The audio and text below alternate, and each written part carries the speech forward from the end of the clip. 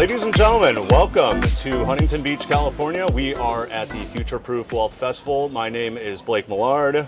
It's great to have you guys here with us. We are joined today with our good friend Sam Rowe. Sam, welcome. Thanks for having me. How are you doing? Great. Great to be back. Yeah, great to be back. I think I first met you Yeah? at the first one of these. So First one, so this is year 3. Yeah, It's sure. getting bigger and better every year. I want to start with my favorite post of yours, which is titled 10 Truths About Stock Market. It's something I reference all the time. It's excellent. I encourage everyone listening to give it a read. We'll add a link to it in the notes. In this piece, you explore 10 different ideas that provide a framework in which investors should consider investing in the market. One in particular is something that I always come back to, and that is, and I quote, "Don't ever expect average." Now, my role as a portfolio manager, I find it always so challenging to properly set expectations for our clients. We know that the S&P 500 has produced a long-term average return of about 8%, but we never get that result year in and year out. The path is far less palatable. There's huge swings up and down all along the way. We have this chart that I want to quickly show and run through with you. This is from courtesy of Ryan Dietrich of Carson Group. We love Ryan. It shows the average calendar year performance starting from 1950 all the way through the present day. And what it shows you is that 8% return that we talk about, it almost actually never happens. It's only happened 4 times since 1950. So with that in mind, how do investors overcome non-average returns in the short term to get that long-term average return of 8%? I think it's really simple. I think it's through education, understanding and being familiar with the history, like knowing, like looking at these charts like the ones Ryan provides, where you see that, sure, the long-term average annual return is about 8%, but when you look at the mode, the frequency of 8% returns, it almost never happens. It's like maybe half a dozen times in the last century. And so I think when you're properly educated, you have better expectations when it comes to the markets, because what's going to happen this year or next year or whenever, like any 1 year time horizon, you're not going to get that 8% return. You're going to get a 20% return. You're going to get a loss. You're going to get a 4% return. I think by being educated and setting those expectations, you're better prepared for when those not so 8% returns do happen. But you also understand that over time, this stuff averages out. There's a reason why we're up 16% year to date in the S&P 500 this year. Sure, that seems extraordinarily strong, but when you consider the history, it's returns like that go into these average calculations. You can have some extraordinary years, you can have some weak years, but on average you get to 8%. Yeah, absolutely. And we've seen that just even over the last 5 years, and I kind of want to shift gears into the changing landscape that we've seen. Artificial intelligence has taken the market by storm.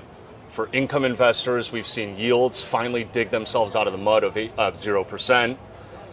Private credit, private real estate, these are in vogue now through these evergreen structures that primarily had been saved for ultra high net worth investors. We've seen the Reddit and the rise of Robinhood. But at the same time, other things haven't really changed. And, certain things like the US continues to outperform international markets. We have active management constantly giving share away to passive ETFs. Tech is still the belle of the ball. How do you see things today? And, even perhaps now going into 2025, that's around the corner. How do you see sort of the investing landscape over the coming years? Well, I spend most of my time researching and writing about the stock market, in particular the U.S. stock market. And one of the things I find really interesting when we talk about, the U.S. outperformance relative to the rest of the world is I don't think it's as simple as one region is doing better. I think there's something unique about the corporate culture, the culture of capitalism, the way we go about doing business, the way we reward businesses and incentivize workers to work really hard so that, the companies that they work for generate these big returns. I don't see that changing. I think that would take a major cultural change globally for this narrative of U.S. outperformance to change. Because underlying that is the fact that U.S. corporates have extraordinary earnings growth. and that's coming from that underlying culture. So I don't see that changing too much. I see that getting more attention, but I think if anything, you may see more countries and more policymakers abroad try to figure out why the U.S. has been so successful in their own U.S. stock market. The AI phenomena, I think, is really interesting for a couple of reasons. I think a lot of the new stuff that we've been hearing about is really promising from the standpoint of productivity. And if you have more productivity, that's good for profit margins, it's good for earnings, and that's good for the stock market again. One thing that I think about with AI is that so much of what we talk about when it comes to the AI discussion is not particularly distinguishable from just technological advancement, right? So I think while it seems like such a big breakthrough, and there are some major breakthroughs when it comes to AI, a lot of what we're talking about seems to be just the normal trajectory of technology evolving. Sure. So a lot of that trade is happening in a concentrated names, and it will then spread out. Many investors are drawn to holding individual stocks. This is a story as old as time. And now that we have this AI trade, there's even more focus on these individual names. Investors can't help themselves. They love getting into individual stocks. It's, hey, I got this idea. It's either misunderstood by the market or it's undervalued for X, Y, and Z reason. Sometimes these stocks, they're a hit. They're a huge hit for investors, but sometimes it's not. We generally only hear about those success stories, but so many of us, we all have those uh-oh moments. Take 2024, for example. We had the darling cybersecurity company, CrowdStrike. They just completely blew up in July with a software malfunction. Boeing is a mechanical blunder and a management misstep, one after another. Pat Gelsinger, he's driving Intel and its processors apparently into the ground for $17 million a year. What do investors do when a disaster strikes their stock? Are you adding to the position? Are you pulling it back? Do you lean into technicals? Do you try to just, rise above the near-term noise? How do you look at that, things like that? I mean, obviously, it's going to be on a case-by-case basis. There are some things where the disaster is, an actual existential event and the company is going to go down. There are some times when, the company can recover. Like, I don't know how to set rules to determine what's going to be what. There's often a lot of surprises that companies make huge comebacks from what seemed like, an irreparable problem. But then again, we also know that there's a long history of companies that we thought could never go down that vanish. Like, when you think about, not that all these companies are bankrupt necessarily, but when you think about the Dow Jones Industrial Average, right? The biggest stocks, in the US, none of the companies in the Dow 30 right now were in the original Dow 30, right? So this is just sort of like an evolution of events when it comes to how business works. You're big for a while, you're small for a while, and whatnot. But getting back to your point about, individual stocks, I think there's another case of where education helps, like looking at the studies, looking at the data to see, what you can expect when it comes to going out there and trying to beat the market. Because first of all, when people go out to buy stocks, everyone's trying to beat the market. So you're not alone. The other thing to know, I mean, there's all these studies that show that like active managers tend to underperform over time, which is why you see passive being so much better than active. Sure. But some of the really interesting papers that have been coming out more recently explore the universe of stocks and how they perform relative to the markets. And when you look over like reasonable periods of time, whether it's 5 or 10 years, something you do learn is that picking the winning stock is not a coin flip. You used to hear these stories about a monkey throwing darts at a board, can outperform the market.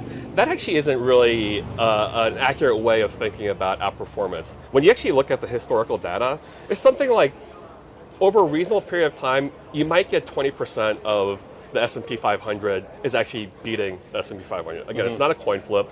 And when you extend those time periods over time, you find that there are fewer and fewer stocks that are actually beating the market. Sure, of course. So I think it's a matter of education is the first thing, is understanding that when you do try to beat the market, you're coming from behind the curve. As far as when it comes to losses, I think it makes a lot of sense. Well, hopefully you have a plan before that happens. When you buy a stock, you have to have a plan. It's like, I'm willing to lose 50% and have some stop losses in there. But otherwise, it's going to be on a case-by-case basis. And I think the one thing to remember is the one mistake you don't want to avoid is this idea that this is a storied name and therefore it cannot fail. Companies, storied names fail all the time. Sure. No, those are great points. I want to quickly pivot over to this recession that we've been hearing about. Everyone and their mother has been talking about it for the better part of 2 years now, yet the economy continues to hum along. Recessions can be scary, not only for the real economy, but for investors too. Sure. Is a recession a reason to sell? And if, what would your playbook be if that recession that we've been hearing about is coming around the corner? Yeah, so here's how I'd put it. If you know a recession is coming, then yeah, you should probably sell. But that's the easy part. The hard part is actually figuring out when that recession is going to hit. Yeah.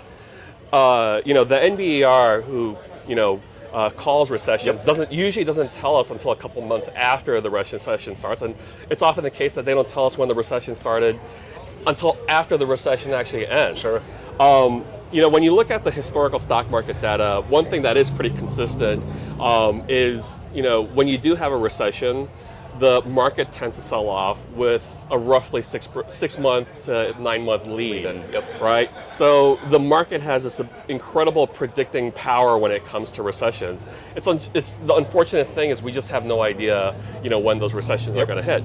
Like for instance, the last couple of years, people have been telling us that a recession is right around the corner. Then it makes sense to probably reposition your portfolio and take some risk off. But when that recession doesn't come, then you're going to be left out of the market when the market is coming back. And I think that's the other thing to remember too, is it's incredibly difficult to time tops in markets. And not only that, even when you do know when there's a top and a sell-off coming, it's incredibly difficult decision to know when to sell. But if you're a long-term investor, you have to make a second incredibly difficult decision, which is when to buy. Yeah. So you've got to make two decisions. You have to make two decisions. That's just, it's almost impossible to time that correctly. And the last thing you want to do as someone with a long time horizon is to miss out on important gains in the market that are critical to the long-term compound returns for your portfolio. That's awesome. I want to speak to some of the college kids that we've seen a little bit of growth in our newsletter, the Sandbox Daily, with some college addresses. With your experience communicating to investors over many years now, what are the 2 or 3 things that you would share with your younger self that would probably have bettered yourself today? Things you've learned, behaviors, patterns, mistakes you've made. What would you tell 18-year-old Sam? I think I'm fortunate in that I've made lots of mistakes and I've made lots of bad decisions. And fortunately, I had people around me reminding me that I just need to be able to make the best of a bad situation. Sure. So I think if there's something that I would continue to hammer home for myself, at the younger version of me, is to continue to, be mindful of that. Things won't always go as planned, but you can always make that decision to make the best of a bad situation. And then something that's a little bit more straightforward, I think I would tell my younger self to take more economics courses. I don't know if I would say, get into finance, major in economics, but I think at the very least, something like a minor in economics can go a really long way because it just helps you understand a little bit about how the world works and how people make decisions. What does the average person on Main Street get wrong about Wall Street? I think the average person on Main Street assumes that what they often see on TV when it comes to financial advice and deals and billionaires making all this money is that a lot of what they hear when it comes to a Wall Streeter coming on TV giving advice, that's usually not really catering toward the long-term investor. Sure, They're usually talking to traders. They're usually talking to institutional clients who have a very different kind of a plan. So I think that's probably the thing that people get wrong about Wall Street. I mean, there's incredibly smart people on Wall Street. It's just that they're not usually talking to people who may have anything from zero to $1 million in net worth. No, it's totally fair. If you had to choose just one, the most common financial regret you hear from people: waiting for the right time, not starting soon enough, following bad advice, taking on too much debt, overspending. Waiting for the right time is the worst. Yeah. That fat pitch. Yeah, it is a fat pitch. It's the thing that you always hear when the stock market, for instance, is at an all-time high. I'm going to wait for the dip to buy. The thing is, the stock market is always setting new highs. And a year from now, 2 years from now, it's going to be even higher. Waiting for the right time is absolutely deadly. We have a lot of investors here that are also book writers. We have Phil Huber, we have Josh Brown, we have Morgan Housel, and many, many more. What are the one or two books that you would advise everyone that they have to just go to the bookstore right now and go buy? If you haven't, you have to read Intelligent Investor by Ben Graham. For a couple reasons. One, I think there's a lot of really interesting things in there about behavioral finance that I don't think people understood existed 50, 60, 70 years ago. People understood market psychology long before you discovered behavioral finance. And I think the other thing to definitely read is Irrational Exuberance by Robert Shiller. Great. Yep. He's one of the most important thinkers when it comes to behavioral finance and investor psychology. And through his books, he also managed to predict the dot-com bubble and the housing bubble. So that's a great read. He references lots of interesting studies in that. So I would definitely also put Robert Shiller's Irrational Exuberance on there. Great books. So hopefully everyone listening will check those out. Final question, little trivia. I'm going to ask you to identify the stock with the largest weighting across 5 of the major averages, and we're going to see how you do, okay? Oh, God. You ready? Yeah. We're going to start maybe a little softball here. Largest stock in the S&P 500. Apple. Largest stock in the NASDAQ 100. Apple. 2 for 2, see? We're doing great here. Largest stock in the Dow Jones Industrial Average. That's a great one. Price weighted, remember. God. If I don't guess this, I'm going to regret it if it's right. Is it United Health? It is. All right. 3 there for you 3. go. All right, now we're going to get a little trickier. Dow Transports. Oh, God. I am just not going to get this at all. God, is Tesla considered a transport? No, but I think Uber has now been recently added. Oh, well. No, not Tesla. That is going to go to Union Pacific. All right, that makes sense. Final one. Largest stock in the Eurostoxx 50. That's got to be Louis Vuitton, right? ASML. ASML. Oh. All right, guys. That was so much fun. Sam, appreciate it. Thanks for having me. Thanks, guys. Take care.